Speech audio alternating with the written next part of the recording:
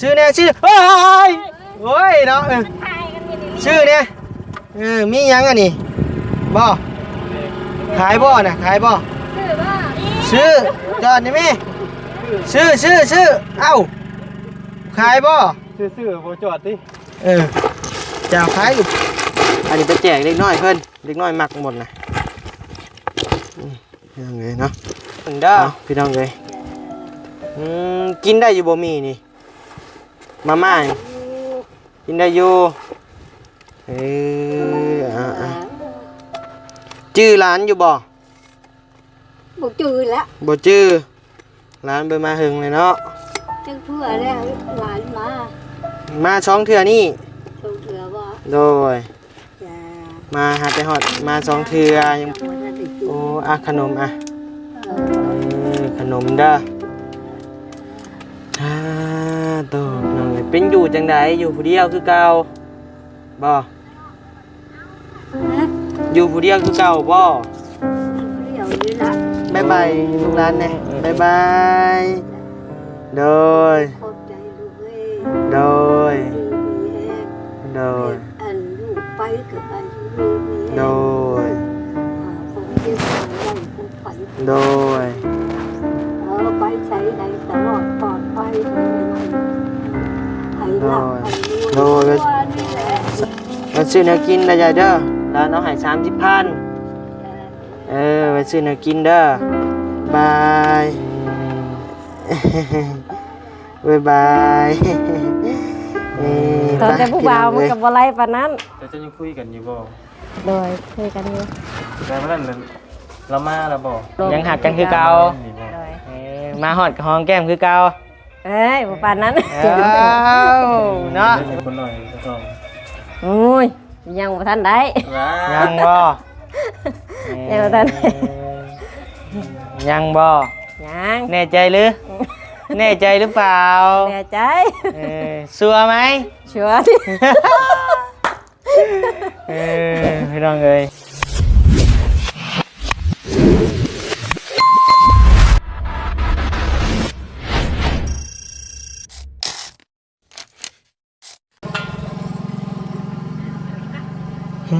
ใช่นี่บ่จวนฮะตัวหายบ่ชื่อเนี่ย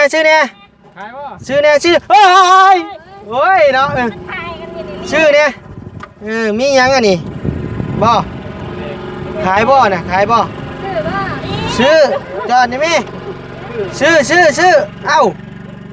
ขายบ่ชื่อบ่จอดติจะขายหรือบ่จอดยังดีพี่น้องเอ้ยบาทมากินด้วยกันชื่อบ่บาดชื่อหรือไปเลยบาทที่แล้วนะมื้อนี้ครบแล้วป้าดูบดแดงสำหรับอยู่พี่น้องย้ายมาตั้งทางเราเห็ดคล้ายข่อยกระบอกเนาะซื้อให้ไปตู้นี่กินนี่มาแล้วก็จะจอดรถไปไว้เลยโดยเพื่อนแล้วก็สิมันเจ็บเนาะที่เราแล้วเหรอกัดอยู่ติเอาพี่น้องเอ้ยทักทายสบายดีบรรยากาศยามเที่ยงเด้อพี่น้องเด้อเนาะทักทายสบายดีอยู่เฮือนอยู่ซ่านของแม่ตู้เพิ่นเนาะพี่น้องเนาะทางบ้านนิวมีเครื่องมีของกะคิดพ่อทั้งแม่ตู้เพิ่นเนาะพี่น้องเนาะกะคิดพ่ออีต้นเพิ่นนั่นแหละพี่น้องเอ้ยกะเดินทางมากับบ่าวยาว2คนพี่น้องเอ้ยเนาะกะทางบ่าวยาวกะจะเดินทางขึ้นมาลาวกลางพี่น้องเอ้ยลงมาลาวกลางเนาะพี่น้องเนาะเจ็บบ่เจ้ากะทางบ้านนิวก็สิเอามีให้ตู้เพิ่นก่อนนะพี่น้องเนาะเอาของอยู่ของกินพี่น้องเอ้ยผู้เฒ่านี่มักกินต้องไวๆพี่น้องเอ้ยเนาะนี่รสชาติดั้งเดิมนี่แหละนะพี่น้องเอ้ยนี่แหละเตรียมโตนะพี่น้องเนาะแล้วก็ขนมพี่น้องเอ้ยแกะขนมหมดแกะขนมกันขนมที่เฒ่ามักเป็นตัวนี้พี่น้องเอ้ย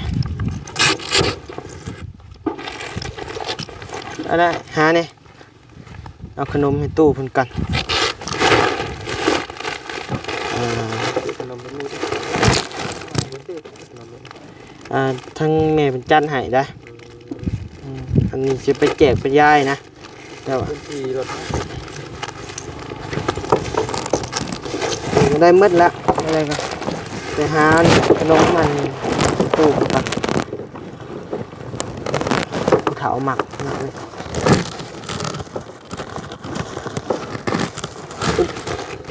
นี่ แพ็คขนม ถักว่าอันนี้ไปแจกเล็กน้อยเพิ่นเล็กน้อยหมักหมดนะยังไงเนาะเอาพี่น้องเลยทักทายสบายดีเนาะพี่น้องเนาะทักทายสบายดีมาทุกคู่ทุกคนเด้อพี่น้องเด้อเนาะบ่ว่าสิอยู่พังลาวพังไทยหรือก็ต่างประเทศพี่น้องเอ้ยโอเคพี่น้องเอ้ยมาเดี๋ยวนี้ไปต้อนตู้เพิ่นก่อนเนาะพี่น้องเนาะเพราะว่าบ่มาหาเพิ่นหึงแหละไปบ่ยาว ไป เด้อจับช่อยในบ่ยาวต่อไปพี่น้องเอ้ยคือได้ยินเสียงพันพื้นปุกปุกปักๆอยู่ยายเนี่ยเอาหมดมาถิ่มกัดกันเลยกลับไปเลยสบายดียาย สบายดี โดยเฮ็ดหยัง กินหยัง กินข้าวเฮ็ดหยังกิน บ่ได้กินไม่เจอ อืม ที่พันตุยอยู่ คือเพิ่งได้ยินเสียงพันพื้นโอ้เฮ็ดหยังนั่งเฮ็ดหยังผู้เดียวบ่โอ้พังวิทยุบ่นี่ เจาะนั่นแหละ อืม เจาะทุก เจาะกระตุกเจาะเฮ็ดหยัง ทางไฟ ตู้หลังไฟ โอ้ จ้ะ มาลูกหลานเอามีกับขนมมาต้อนเด้อ จ้ะ กินได้อยู่บ่มีนี่มาม่านี่ อยู่ กินได้อยู่จื้อร้านอยู่บ่ บ่จือแล้ว บ่จื้อร้านเบิ่มาหึงเลยเนาะ จังเพื่อแล้วหลานมา มาช่องเทื่อนี่ ส่งเถือบ่ โดย จ้ะ มาหาแต่ฮอดมาช่องเทื่อยังเบิ่มาหลายเทื่อดอกบานิวจื้อบ่บานิว อ่ะ บานิวจื้อบ่ ปะนิว โดยจื้อบ่จื้อบานิวอยู่บ่ แล้วก็บ่จือบ่จำแล้วมันเข้า โดย แก่ไปแล้ว กินแล้วบ่ข้าวตู้บ่จะกินข้าวแล้ว ยังบ่ทันได้กิน โอ้ขนมเออ ขนมเด้อโตพี่น้องเอ้ยเป็นอยู่จังไดอยู่ผู้เดียวคือเก่าบ่ ฮะ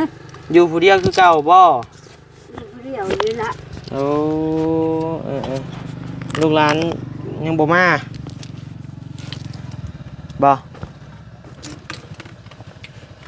ชื่อบ่เตียงอยู่บ่บ่ชื่อ บ่เจอดูเว้ย ด้วยเนาะ เห็นหุ่งมาตากับมัว โอ้โดยและมีแต่มีเด้อเอาเมี่ยนต้มกินเด้อยายเด้อมีอันนี้แก๊สหนึงเด้อขนมอันนี้ไว้กินลูกหลานมาเยี่ยมซื่อๆบ่ได้มาหึงและกินฮอดพี่น้องเอ้ยเนาะเห็นซานพี่น้องเอ้ยเป็นยังไงย่างได้ไปเป็นอยู่บ่เดี๋ยวนี้ ฮะ ย่างได้ไปเป็นอยู่บ่ บ่เป็นนั่นแล้ว ใช่อันนี้ก็บ่ได้บ่ อันนี้ใช่นั่นแล้ว ย่างได้บ่ ทำมือที่แล้ว ได้อยู่บ่ล่ะ ได้อยู่ โอ้บอลลี่บ่ซื้อมาให้ อันนี้แล้วพอไป โดยไผซื้อมาให้บอลลี่บ่ คือว่าเบาลี่บ่ บอลลี่ซื้อมาให้เจ้าโดย แม่ก็จำบ่ได้เจ้าอ่ะ จำบ่ดีว่าจะมาเตียงเจ้า โอ้ อ่ะแม่จำบ่ได้ โดย เว้ยรุ่งเว้ย โดยบอลลี่ซื้อมาให้ลูกฮู้อยู่บอลลี่เพิ่นซื้อมาต้อน จะ กินข้าวกับหยังยายมื้อนี้ กินข้าวกับนั่นปลาแห้ง ปลาแห้งไผเฮ็ดสุกิน ชื่อเลยก็ มันแห้งเลยก็ตากไว้ โอ้โดยเลยเฮ็ดกินเองเลย บ่ได้กินข้าวเพลงยังบ่ทันได้กิน บ่ได้กินไผเฮ็ดสู่กิน ฮะ ไผเฮ็ดสู่กินวะเฮ็ดกินเองบ่ ได้กินได้นี่แหละ อืมพี่น้องเอ้ยเนาะวันนี้ไปมาหาตู้เพิ่นอีกก็โอ้2-3 เดือนแล้วบ่พี่น้องเอ้ยบ่ได้มาหาเนาะบ่ได้มาเยี่ยมมายามเลยพี่น้องเอ้ยมื้อนี้ก็เลยเฮามีเครื่องมีของทั้งแม่เย็นเนาะครอบครัวทั้งแม่เย็นเพิ่นฝากมาเลยกับกินฮอดเจ้ามีเครื่องกินฮอดเจ้าแล้วจักอยู่จังใดกินจังใดนั่นแหละเนาะเขาก็เลยเอามาฝากมาต้อนก็บ่ได้หยังหลายดอกได้มีพี่น้องเอ้ยกับขนมเนาะมีแต่ยายไว้กินเด้อยายเด้อไว้ต้มกิน บ่มีบ่ลูกเว้ย ฮะนม นมมา โอ้บ่มีแล้วยายเอ้ยหลานบ่ซื้อมาซ้ำ อะไรชื่อ โดยอยากกินนมบ่ กินนมมาแล้ว โอ้ เป็นมวย เมื่อยอยากกินนมอืม เมื่อยโอ้ยเออ จังไดเนาะพี่น้องเอ้ยนมก็บ่มีบาดน้ำกินยังอยู่บ่ยาย ฮะ น้ำกินยังอยู่บ่ น้ำกิน โดย ย่างอยู่ลูก มีอยู่บ่กินน้ำในสายกินน้ำในสาย ย่างอยู่ เอามาแต่สายกินน้ำนะ หันย่างอยู่อ่า ไผไปซื้อให้ บรีกับบ่เตียงมาแล้ว โอ้เพิ่นเอามาให้บ่ หรือว่า อืม ลูกนี่เอามาอีกกับบ่จักแต่ว่า โดย เออแม่กับบ่จับบ่ได้ โดย จังหน่อยลูกหลานก็เมื่อป้าแล้วเด้อเนาะ อืม มาเยี่ยมซื้อเอาของกินมาฝากสิเด้อนี่อ่ะเอาเมียนเด้อพี่น้องเอ้ย เอา มาเยี่ยมตู้เพิ่นพี่น้องเอ้ยเนาะกลับไปเฮากลับเด้อเด้อกลับปะ อันชื่อลูกว่าอะไรเอง ชื่อลูกบ่บ่าวนิ้ว เอ่อ ชื่ออยู่บ่ นิ้ว โดย เอ่อ ชื่ออยู่บ่เคยได้ยินชื่อนี่อยู่บ่ ชื่อนิ้ว ชื่อนิ้วโดยกลับกันเด้อ ไปบ่เลย เมื่อก่อนบัดนี้โดยเอาบ๊ายบายเนี่ยบ๊ายบายลูกหลานเนี่ยบ๊ายบายโดย ขอบใจลูกเอ้ย โดย ดีแห้ง โดย อันลูกไปกับอันชีวีมีแห้ง โดย คงเจ็บได้คงไผ่ โดย ไปใช้ได้ตลอดปลอดภัยให้มันให้หลับให้รวยจ้า สาธุโอ้ยพี่น้องเอ้ยเนาะใช้มีเงินติดโตอยู่บ่ยาย นี่แหละ บ่มีเอาหลานเสียวให้โดย ตัวนี่แหละ ไปซื้อแนวกินได้ยายเด้อหลานเอาให้30,000 จ้า ไปซื้อแนวกินเด้อพี่น้องเอ้ยเอาบ๊ายบายร้านเนี่ยบัดหนึงบ๊ายบายอีกเนี่ยบ๊ายบายบ๊ายบายไปพี่น้องเอ้ยเดินทางน้องเอ้ยบัดนี้คือว่าได้ยินข่าวสแตลเนาะพี่น้องเนาะคือว่าอยากหนีไปกรุงเทพกรุงไทยแล้วว่าซั่นเบิ่งสิเข้าไปถามไปเยี่ยมไปยามก่อนเนาะบ่ยามเนาะ ไปเบิ่งคือกัน ไปเบิ่งคือกันบ่คือว่าตัดสินใจอยากหลักไปผู้ว่าซั่นโอ้ยว่าเฮ็ดไปแล้วว่ะ ไปเพราะนั้นคือว่าความรักกำลังบานแววอยู่ โอ้มีความหักแล้วบ่เพิ่น เอ้า บ่ได้เห็นเด้อฮะ ความรักแตกสลายได้ไปทำตัวเราเองปุ๊บ ไปชนะไปอย่าเพิ่งสปอยไปพี่น้องเอ้ยเดินทาง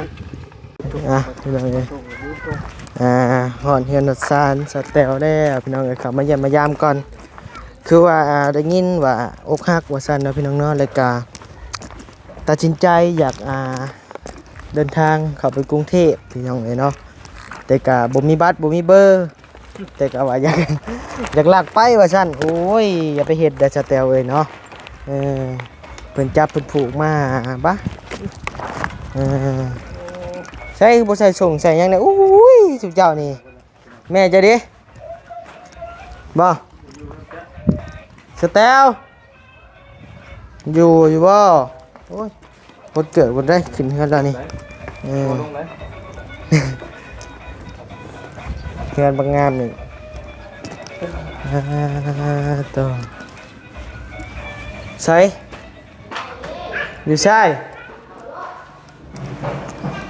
นอนไห้นางไห้อยู่บ่ใช้เอาเข่าไปขายบ่นี่ฮะ อะไรดี ใช้หันค่าให้ขายไปใช้หมดแหละ หายไปแล้วกินมันละ กินหมดแหละ เฮ็ดยังไง โอ้ย อนามัยนี่ละ อนามัย คือว่าเอาไว้ดิชีวิตมีแต่ขี้ฝุ่น ก็ได้ทำ โดย แบ่งในกัน อืม ห้องมันไม่ได้มีคนนอนบ่ มีแต่ขี้ฝุ่น พี่น้องเอ้ย โอ้หอมน้ำมันสมเด้ หันค่าหันขายนี่ มีบ่ แม่น มีน้ำมันสมบ่ อยู่นี่ ได้กินน้ำมันสมหอม โอ้ ทนอยู่ หากระเมียนแล้วอยากใส่กล่องเลย โดย พากันไปใส่ มาหาเจ้านี่แหละ ใส่ค้างไว้ เอาเข้าไปซื้อมาบ่ หัวเข้านอก ของงามดี เขาดีเนาะ เข้าบ่พ้นเข้ามันโซเตรียมไว้ให้พ่อกับแม่แหละจะจะบอล โดย เตรียมให้เพิ่น เจ้าหนึ่งไปเลยนอนของพุทธ เป็นห้องเก็บเครื่องเลยนะ เราไปนอ เนาะ นอยู่ห้องแดดเนาะ ยามัน เย็นบ่ห้องน่ะ เดี๋ยวเย็นอยู่ ห้องตัวกลางนั่นเย็นกว่าเนาะมันบ่ได้อยู่แดดเด้ พี่น้องเอ้ยเนาะเป็นกำลังเมียนเฮือนเป็นซานใช่สบายดีครับสบายดีเอาขนมอ่ะจับเอาขนมอ่ะจับเอาถุงหนึ่งอ่ะจับเอาโดยเด้อ จับแม่เลย เฮ็ดหยังสิหยกบ่ ที่ซอยเพิ่นนี่นะ เอา นักกะยานะ มา นักจะเป็นเดือดสิยอผู้เดียวโอ้ยังคือจะสอบได้เพิ่นเนาะ อึ๊บ บ่ได้บ่ พ่ออยู่บ่ ยามัน พ่ออยู่บ่บ่ยาวเรือไปยังฮะ เนาะพอ เอ ดี อพอดีบ่น้องเบิ่ง อีเด้อโอ้ยสอบนึงบ่นี่นะกระสอบอันนี้ได้ลองเลยเต็มนี่จักสอบนะมีกระเปือก โอ้โหเอาหนอกเป็น ระดับ2พุ่นแหละ2 3 2 3พุ่นน่ะ เป็น8 สอบได้ กินได้จักเดือน ได้4 สอบอีก แม่ โอ้โห สายเดือนอยู่นอกเบิ่ง แม่นแล้ว เพราะว่า 2 3 คน เป็น กิน ให้คนสอบนะคนละเทศนี้เป็น พอมีแต่ลูกกับแม่ของมือก็ ไปออกมานอกพี่มันฮ้อนนั่นน่ะเออ ออกแล้ว ออกมาออกมา หาสินหาแพรดูกัน อู้สาวแตวเนาะชีวิตสาวแตวนี่บุดหนึ่งก็อกหักบุดหนึ่งก็ โอ้ฮักก็จะไปสิโอ้ฮักยังไง รุ่นนี้โอ้ฮักบ่ เขียนน่ะ อืม ไปเอาเนาะพุ่นน่ะ ได้น้ำไว้ อืม เพราะว่าค่าไฟบริจาค ไปเอาเนาะยังยังทางเข้าทางสอดแต้ว เด้อ เอามานอกกินเลยสิเนาะ อืมก็เบิ่งพี่น้องเอ้ย ตะกู้ มันอยากเหี่ยวหมดเลยเนาะสแตวเนาะ ยังมานับ เอมาเยี่ยมมื้อนี้ได้ยินข่าวว่าของอยู่ของกินก็บ่มีว่ะบ่เป็นจังไดคือว่าเอาอีกแล้ว ยัง อืม ให้ละ ให้ละ ให้อีกแล้ว ลูกนะแม่เปิดแม่ละลูกนึงให้ แม่ก็ให้ลูกก็ให้ เปิดนั่งให้ลูกเบิ่งก่อน ไปไปอ่า สั่งน้ำไม่ได้ เหนื่อย ตัว กินได้อยู่ดีไม่มีบ่ เหนื่อย คือว่าจะไปไทยไปยังไปเฮ็ดหยังอะไร เราสิไปเฮ็ดงาน สเตลอะ ว่าสิไปเฮ็ดเรียกนี่บ่ โดย อันน้องเจ้าจะไปแล้วบ่ ไปแล้ว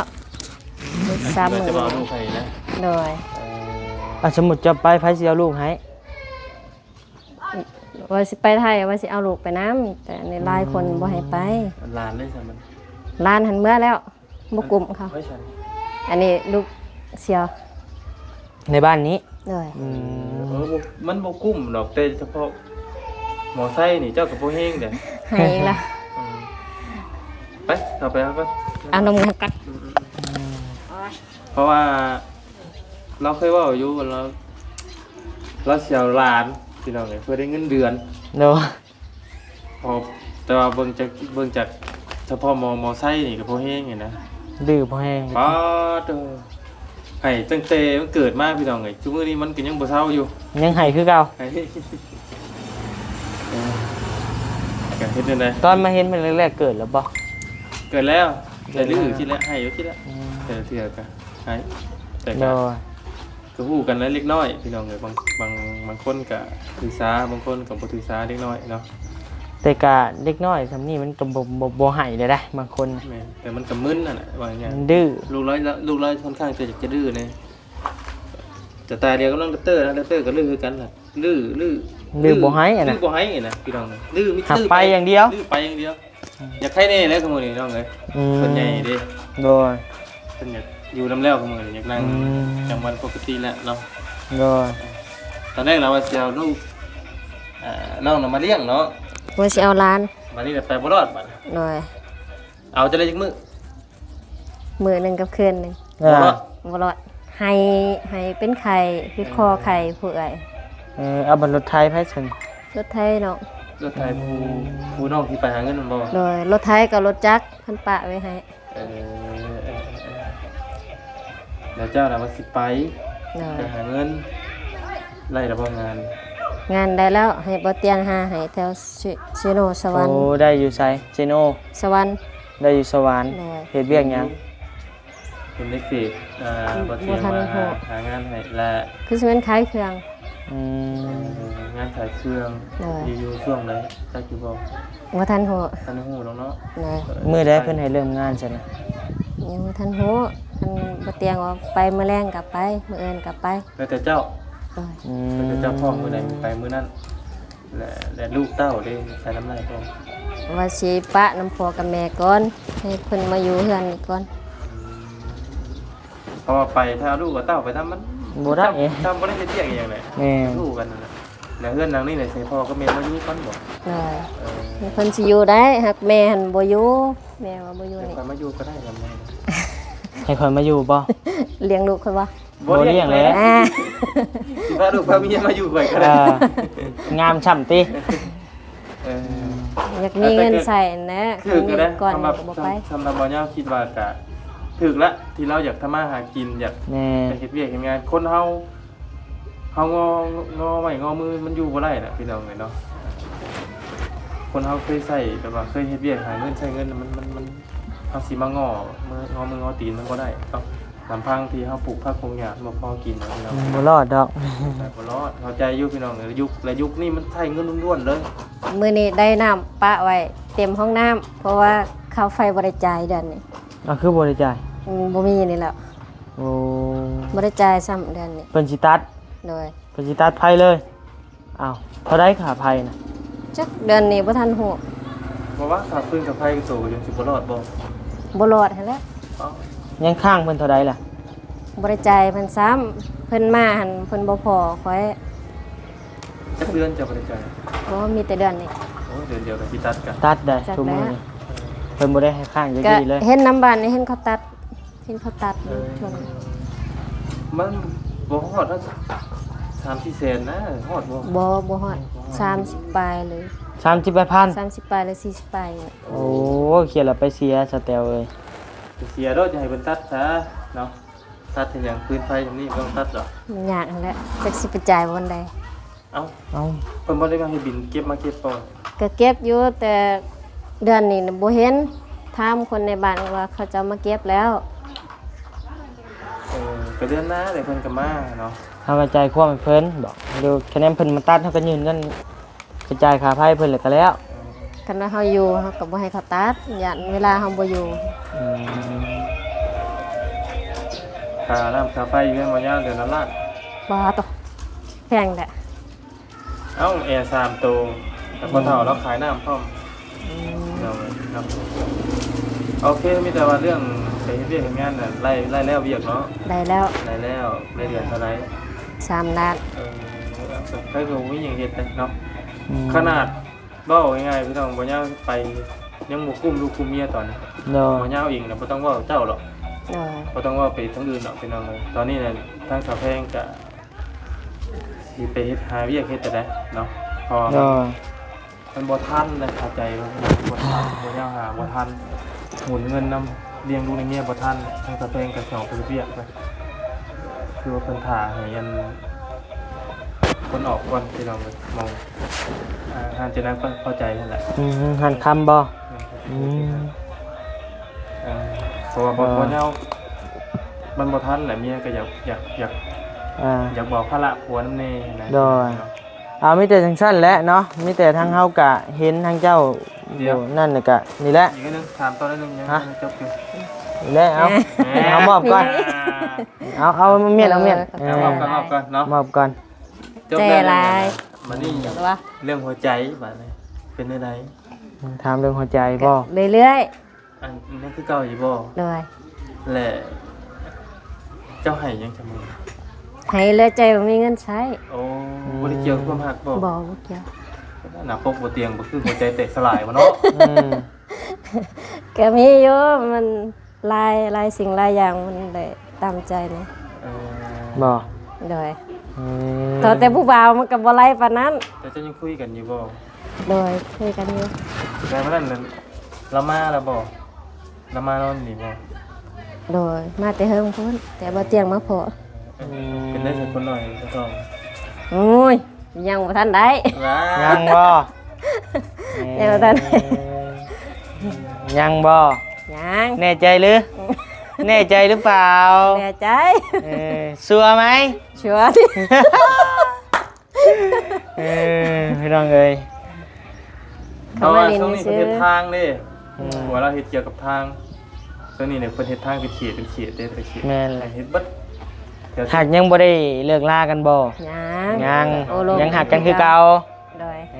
มาฮอดกับหอมแก้มคือเก่า เอ้ยบ่ปานนั้น เอ้าเนาะว่าสิฮู้นำ ก็ดีแล้วเนาะเพราะว่าเห็นเราให้ในคลิปมันนั่นน่ะนะพี่น้องก็เลยอยากรู้ต้นปลายสาเหตุว่าเป็นหยัง นั่ง